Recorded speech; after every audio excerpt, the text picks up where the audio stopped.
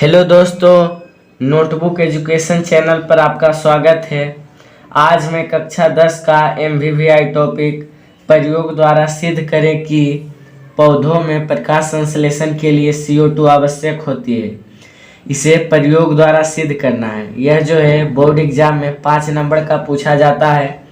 इसे हम MVVI इसलिए किए क्योंकि यह बोर्ड एग्जाम में बहुत बार पूछ चुका है। अब देखिए दोस्तों, यहाँ पर कह रहा है प्रयोग द्वारा सिद्ध करने के लिए। जब भी हम किसी चीज़ को प्रयोग द्वारा सिद्ध करते हैं तो हमको सामग्री की आवश्यकता होती है। अब देखिए सामग्री की आवश्यकता कैसे होती है। जैसे कि हम लैब में जाते हैं तो H2 और O2 को मान लीजिए कि हम मिलाएं तो H2O बन गया। तो H2 और O2 जो है हमारा सामग्री का काम किया। तो हमें सामग्री की ज़रूरत पड़ी कि नहीं पड़ी। अब देखिए दोस्तों, जब हम इसको प्रयोग द्वारा सिद्ध कर रहे हैं तो हमें भी सामग्री की आवश्यकता होगी। तो हमें जो सामग्री की आवश्यकता होगी वह नीचे दिया गया है। अब देखिए हमारा जो आवश्यक सामग्री है उसका नाम देखिए। सबसे पहला जो आवश्यक सामग्री है चौड़ी पत्ती वाला पौधा गमला सहित। अब देखिए दोस्तों, यहाँ पर सहित लिखा हुआ। सहित का अर्थ होता है साथ, अर्थात गमला के साथ। ठीक। अब कहता है कि चौड़ी पत्ती वाला पौधा गमला सहित, गमला के साथ। तो चौड़ी पत्ती होना चाहिए सबसे पहले। तो पौधा किसी का भी हो लेकिन उसका जो पत्ती हो वह कैसा होना चाहिए, चौड़ा होना चाहिए और गमला के साथ होना चाहिए। ठीक। दूसरा जो हमारा सामग्री है वह है बोतल, कैसा भी बोतल हो। ठीक। तीसरा सामग्री है कोर्क। कोर्क जो होता है बोतल को कसने वाला होता है। एक तरह से ये कोर्क जो होता है एक तरह से टिप्पी का काम करता है। ठीक। चौथा हमारा सामग्री है KOH का घोल। KOH का रासायनिक नाम होता है पोटेशियम हाइड्रो ऑक्साइड। क्या होता है? पोटेशियम हाइड्रो ऑक्साइड का घोल चाहिए। ठीक। फिर अल्कोहल का घोल, फिर आयोडीन का घोल, फिर सूर्य का प्रकाश, फिर अंधेरा कमरा। अब देखिए दोस्तों, सबसे पहले चौड़ी पत्ती वाला पौधा गमला सहित ले लिए हैं। अब इसको जो है हम अंधेरा कमरा में 36 से 48 घंटा के लिए रख देंगे।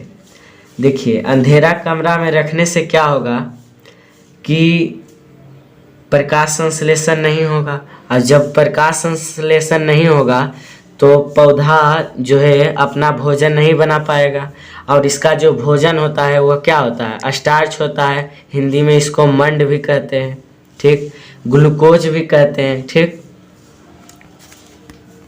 फिर दूसरा हम काम करेंगे कि पत्ती के, इसका जो पत्ती रहेगा उसके पत्ती को के आधा भाग को बोतल में डाल देंगे। की करेंगे?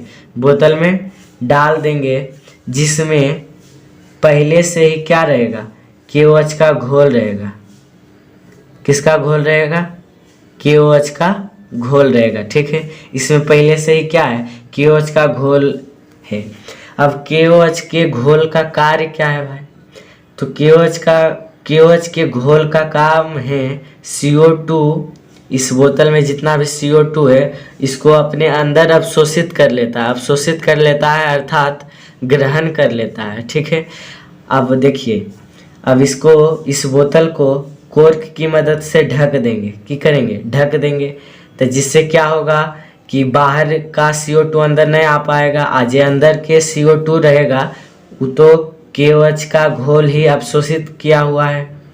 तो इसमें यह जो आधा पत्ती है इसमें CO2 नहीं जा पाएगा। अब देखिए दोस्तों, जितना भी हमने गमला के साथ एक्सपेरिमेंट किया था उसको हम लिख दिए। सबसे पहले हमने क्या किया था? पौधा को 36 से 48 घंटा के लिए अंधेरा कमरा में रख दिया था। फिर दूसरा काम हमने किया था, पत्ती के आधा भाग को बोतल में डाल दिए थे, जिसमें पहले से ही क्या था? KOH का घोल था। और KOH का जो काम है CO2 को अवशोषित कर लेना है। काम को नहीं लिखना है, ये जो है इसी को लिखना है। ठीक है। अब देखिए दोस्तों, इतना करने के बाद अब हम पौधा को 4 से 5 घंटा के लिए धूप में रख देंगे। कहाँ रख देंगे? धूप में रख देंगे। धूप में रखने के बाद पत्ती को तोड़कर इस प्रकार से पूरे पत्ती को तोड़कर जल में उबाल देंगे। किसमें उबाल देंगे? जल में उबाल देंगे। फिर जल में जब उबाल देंगे उसके बाद फिर हम क्या करेंगे, उस पर अल्कोहल डाल देंगे। देखिए यहाँ पर अल्कोहल का जो यह डालने का सिंबल है। तो जब अल्कोहल डालते हैं तो हम देखते हैं कि जो पत्ता है रंगहीन हो गया है। कैसा हो गया है? रंगहीन हो गया है। अब कहिएगा कि रंगहीन का अर्थ? तो रंगहीन का अर्थ होता है जिसमें कोई रंग ना हो। अब जो है रंगहीन पत्ती पर आयोडीन का घोल डाल देंगे। किसका घोल? आयोडीन का घोल डाल देंगे। फिर हम देखते हैं आयोडीन के घोल को डालने के बाद हम देखते हैं कि पत्ती जो है दो रंगों में विभक्त हो गया है। कितने रंगों में? 2 रंगों में।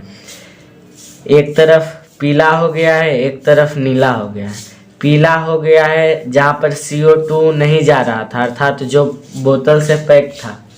और नीला वह भाग हो गया है जो कि खुला था, जिसमें CO2 जा रहा था, अर्थात वहाँ पर भोजन बन रहा था। ठीक।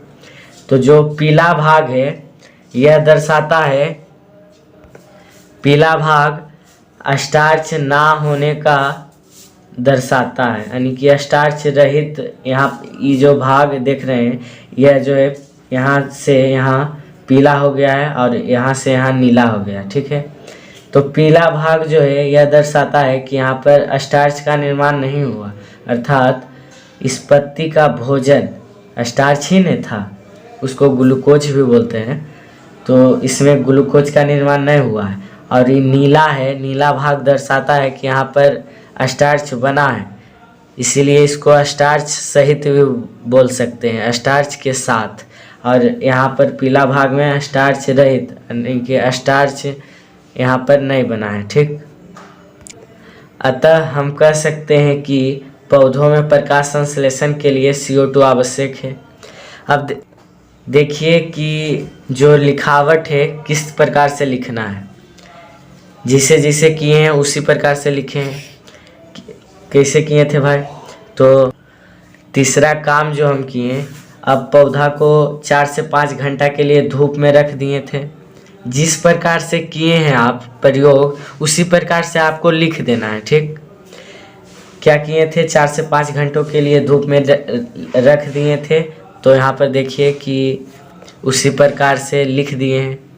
फिर चौथा काम हम किए थे, पत्ती को तोड़कर, वो जो पतवा था उसको तोड़कर जल में क्या किए थे? उबाल दिए थे। फिर उबालने के बाद उस पर अल्कोहल का घोल डाल दिए थे। उसके बाद क्या हुआ था? पत्ती जो था रंगहीन हो गया था हमारा। उसके बाद पचमा जो कार्य किए थे, क्या किए थे? अब रंगहीन पत्ती पर आयोडीन का घोल डालते हैं तो हम देखते हैं कि पत्ती जो है 2 रंगों में विभक्त हो गया है। ठीक। अतः हम कह सकते हैं कि पौधा में प्रकाश संश्लेषण के लिए CO2 आवश्यक है।